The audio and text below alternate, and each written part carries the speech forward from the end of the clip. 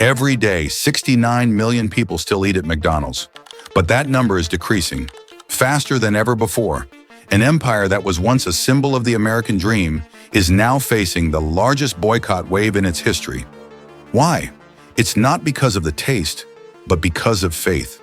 People are angry because the burgers are smaller, the prices have doubled, and the value message is gone. They discovered that behind every cheap meal lies a massive production chain, full of additives, user data, and corporate politics. McDonald's is no longer just a business story, it's a microcosm of the modern American economy.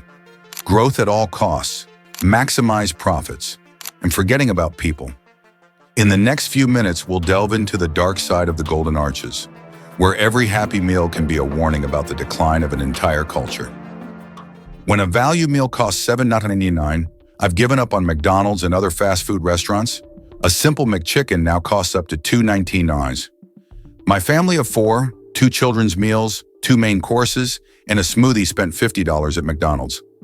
A meal at McDonald's, which used to be as cheap as a Happy Meal, is now as expensive as a steak dinner at a local restaurant. That's no longer a small matter. According to Statista data, the average price of a Big Mac combo has increased from $5 to nearly $10 in just 5 years, which is 5 times faster than the rate of inflation. Dollar Menu, once a symbol of affordable meals for everyone, has disappeared without a trace. Many people expressed, McDonald's used to sell happiness for $1. Now they're selling skepticism for $10. But perhaps inflation is just a smokescreen because behind it lies a cold strategy. McDonald's, in the press and media, continues to blame rising raw material and labor costs, but the financial statements tell a different story. Executive bonuses increased by 38% in the same year the chain raised prices on a range of products. The advertising budget increased by 12%, while raw material costs decreased slightly due to supply cuts. In MBA language, this is called price repositioning. Simply put, raising prices to reposition the brand as more premium. But in the eyes of customers, it's just stealth inflation. The creeping inflation hidden in each smaller burger patty, each smaller bag of fries. One commentor said, "Bring back the dollar menu or bring back my trust." Another person, "I don't boycott McDonald's. I just don't have the patience anymore to be charged like a fine dining restaurant." Americans can forgive rising prices, but they don't forgive when value is distorted. McDonald's was once the working class's meal, where anyone could buy a quick, cheap, simple pleasure. Now that's gone. The retiree is eating outside. Middle-class families are returning to their home kitchens. People who used to drive through the drive-thru now bring their own homemade sandwiches. A customer in Texas frankly said, "I used to eat McDonald's because it was cheap. Now I eat at home because that's the only way it's truly cheap." Meanwhile, consumer experts commented, McDonald's is not only losing customers, they lost trust, an asset that no bank can lend again. But why is McDonald's still raising prices even though they know customers are leaving them? Because their profit model no longer depends on the poor. Currently, 60% of revenue comes from premium customers, those who visit the shop less frequently but spend more each time. And that's the paradox. A brand that once thrived on the public is now turning its back on the public to please investors. At a deeper level, this isn't just about business. It's a crack in the American social contract. The middle class is losing the shared symbols that once connected them. Like McDonald's, prices may increase, but value shouldn't disappear. A Big Mac costing $5 more doesn't make America poorer, but the fact that it's lost its soul, which everyone could enjoy, makes society more divided. McDonald's has lost value not only in its menu, but also in its ethics. And perhaps that's why millions of people are leaving. It's not because they hate McDonald's, but because they used to believe in it too much. What about you? Do you still feel that McDonald's is worth the money you spend? Or is this just another example of America losing its sense of true value? But if the price is just the tip of the iceberg, what's hidden deep beneath within the very recipe that millions of Americans still eat every day? Don't take your eyes off the screen, because the answer will be revealed in the next few minutes. If you were to bring McDonald's fries to a lab one day, you'd discover something interesting. They're not just potatoes, oil, and salt like the commercials say, but rather 19 different components, Among them is TBHQ, a preservative that has been warned about in toxicity studies, and dimethylpolysiloxane. Yes, that's the same anti-foaming agent used in the slime toys that children still need. A chemist once joked, "If you want to study chemistry without textbooks, just read the ingredient label of McDonald's fries." That saying is not wrong, but for millions of Americans, it's no longer a joke, but a red flag. When the price of natural ingredients increased, McDonald's found an innovative solution, replacing beef fat with cheaper industrial seed oil to make their fries stay crispy longer on the shelf. Replace cane sugar with high fructose corn syrup, a synthetic sugar that makes your brain addicted to artificial sweetness without actually satisfying you. And instead of real butter in the sauce, they use hydrogenated soybean oil, which the food industry cleverly calls a texture stabilizer, a substance that makes food look more appealing. From an MBA perspective, this is a cost-efficiency optimization strategy, optimizing production costs to maintain profit margins. But from a consumer's perspective, it's like paying real money for fake food. A comment on Reddit received over 50,000 upvotes. McDonald's isn't cooking for you anymore. They're processing you. But why aren't these additives banned in the US? And it's even allowed to be used publicly like that. While Europe bans over 80 additives, including many that McDonald's still uses in the US. The reason lies in US food safety regulations, which allow for small doses, but no one specifies how small. When asked, a McDonald's representative replied, "Everything meets FDA standards." But in the eyes of middle-aged audiences, that sentence sounds like, "We're allowed to do this, so we'll just do it." It can be seen that the difference lies in the philosophy. Europe, if there is any doubt about harm, it is immediately banned. In the US, if it hasn't been proven harmful, it's allowed to continue being used. As a result, American consumers are becoming voluntary guinea pigs. McDonald's used to be a convenient meal, but now every time they take a bite of a burger, many people wonder, what am I eating? An independent study indicates that, on average, Americans consume over 8 pounds of artificial additives per year, most of which come from fast food. It's no surprise that a series of comments went viral online. "I stopped eating McDonald's. My body thanked me." "Hey, my doctor told me I'm allergic to modern food." That anger wasn't simply about health, but about betrayal. They used to believe McDonald's sold real food, but now they've discovered they're eating a product of the global chemical industry. For older Americans, the generation that grew up with Happy Meals is leading the Eat Real Food movement. They don't need more flavorful burgers, they just want to know what they're eating. From California to Texas, homegrown movement groups are flourishing, growing their own food, cooking their own meals, and taking their health into their own hands. Fast food isn't fast anymore, it's just slow damage. A saying is going viral on American health forums. If a brand that once symbolized childhood joy now makes you question every single French fry, what does that say about the society we live in? Can we still tell the difference between real food and industrial products wrapped in a marketing smile? But even if McDonald's can clean up the food, there's one thing they can't wash away: greed. And that is the real reason the Golden Empire is crumbling from within. In the 1970s, McDonald's used to proudly say, "We are not just a fast food chain, we are a part of America." In 2025, they were still right. The only difference is that now they have become symbols of an America dominated by corporate greed. According to a Bloomberg report, the CEO of McDonald's receives an annual salary of over $19 million, which is equivalent to the wages of a barista working for 800 years. Meanwhile, in many states, the starting wage for employees remains below $15 an hour, which is less than the price of a Big Mac combo. They call that financial efficiency, but for millions of Americans, it felt like a cruel joke. McDonald's paid so little that sometimes their own employees had to eat at Wendy's. Think back to the last time you walked into McDonald's. No more familiar cashier, no more "have a nice day" greeting. There was only a row of bright white kiosks and the sound of electronic beeping. That's not a technological improvement. That's the human resources cost-cutting strategy, internally known as operational streamlining.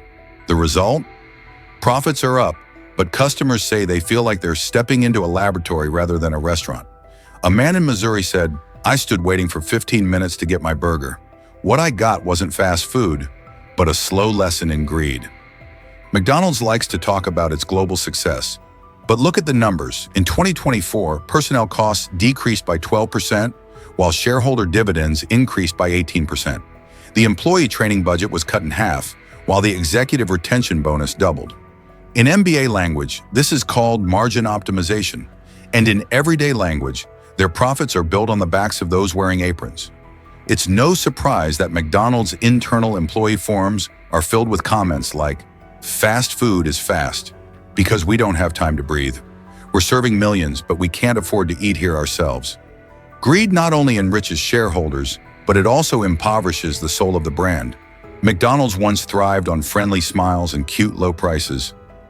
Now both are gone. Customers don't feel served, they feel treated like orders in an ERP system. Each touch on the kiosk screen is a testament to an era where efficiency replaces emotion. No smile, no napkin, no soul. A simple comment, but it went viral with millions of shares because it said exactly what everyone was feeling. McDonald's used to be a place where the rich and the poor sat at the same table. Now it has become a living example of the divide between the ruling class and the servants. In the public eye, McDonald's is no longer the people's meal, but a corporation for shareholders. They don't cook anymore, they calculate. They don't build memories, they optimize cash flow. That's why the boycott wave isn't just coming from the poor. Even middle-aged customers, who had been loyal for 30 years, said it's not about the food anymore. It's a matter of principle. Do you still feel like McDonald's belongs to the people? Or is it just a Wall Street money-making machine now? And if a brand that once brought smiles to an entire generation turns its back on itself, is that a sign of a society losing its humanity in business? And when people disappear from the service counter, the next thing that disappears, not the customers, but the memories. Because behind every burger is a story of an American family. Now it's just a cold copy of a time that's passed. Let's try to remember. In the 80s and 90s, whenever my parents said, "Let's go to McDonald's," that's pure joy. A Happy Meal isn't just a cardboard box, it's a treasure trove of childhood. A burger, fries, a toy, and the smiles of the staff. But now, if you open a Happy Meal box in 2025, you'll see a difference. The plastic toys are thin, the burgers are small like a fist, and the price is almost $8, and the smile disappeared, replaced by kiosks and QR codes. In the old days, a Happy Meal was a joy. Now all that's left is the receipt. One comment spoke for the millions of Americans who grew up under the Golden Arches. In the 90s, McDonald's was the center of popular culture, where parents gathered, children celebrated, and birthdays were held under the smiling Ronald McDonald statue. Today, that space resembled an airport waiting room more than a restaurant. Smooth plastic chairs, white lighting, and sporadic background music. The brand says they are modernizing the customer experience, but the real people, the real emotions, they're all gone. Instead, it's about efficiency, processes, and automation. They call it modernization. I call it sterilization. The saying sounds sarcastic, but it's true in every word. McDonald's used to be a bridge between generations. Parents would take their children to eat there. My grandparents told stories about buying burgers for $0.39 when they were young. Middle-class families feel they belong to something common. Now that number is just a memory, and their grandchildren, who grew up in the age of Uber Eats and TikTok, no longer find McDonald's special. For Gen Z, McDonald's is just a tired symbol of adulthood. That disruption of memory isn't just about food, that's social disconnection. When a brand that once represented the American family now becomes a corporate entity. McDonald's used to be where we met. Now, it's just a place where the free Wi-Fi works okay for a while. Middle-aged Americans, the generation that once believed McDonald's was part of their childhood, are now returning with a skeptical eye. They didn't just see a burger, they saw commercialized memories. The dishes that once evoked emotions are now just products of marketing algorithms and financial balance sheets. McDonald's used to connect generations. Now it only connects wallets and cash registers. Ironically, a brand born to connect people has become a symbol of an apathetic, bland, and meaningless era. Do you remember the last time you were truly happy at McDonald's? Or did you just stop by, eat quickly, look around, and see a place that was once full of laughter, but now only has the sound of cash registers? But losing memory is only the beginning of the tragedy, because behind the fading smiles, something even more dangerous is silently spreading: a loss of trust. When people no longer trust the brand, they also begin to doubt the values that once represented America. It's time to be honest. Americans aren't boycotting McDonald's just for the burgers. They boycotted because they felt betrayed. Let's read the most viral comments. Our politicians are owned by big corporations. The FDA allows this to happen. This is no longer just about a brand raising prices. McDonald's has become a mirror reflecting a United States that is fracturing in its trust. A place where people believe that businesses manipulate the law, the government turns a blind eye, and citizens are left behind while shareholders get richer and richer. When people stop trusting McDonald's, they're not just rejecting a burger. They're rejecting the system that created it. For many Americans, this is not just about food. They see McDonald's as a barometer of society. When the burgers aren't real anymore, they feel America itself isn't real anymore. When the value meal no longer offers value, they find the American dream also becoming a luxury. Behind every $8 bill is not just anger, but also regret for a nation that once believed in fairness, in effort, and in simple values. McDonald's didn't fail because of their burgers. They failed because they forgot who was paying. Trust once lost is difficult to regain. Americans are now skeptical of everything: banks, the media, the government, and even breakfast. McDonald's is just the starting point of a deeper boycott, a boycott of systemic dishonesty. If a brand that was once a global symbol of joy and value can lose everything in just a few years, the big question is, who will be the next McDonald's? But amidst that collapse of trust, a new movement is emerging. Americans who were once loyal to fast food are now returning to what they believe is real. Real food. No advertising, no chemicals, no illusions. There was only the person and the pan on the stove left.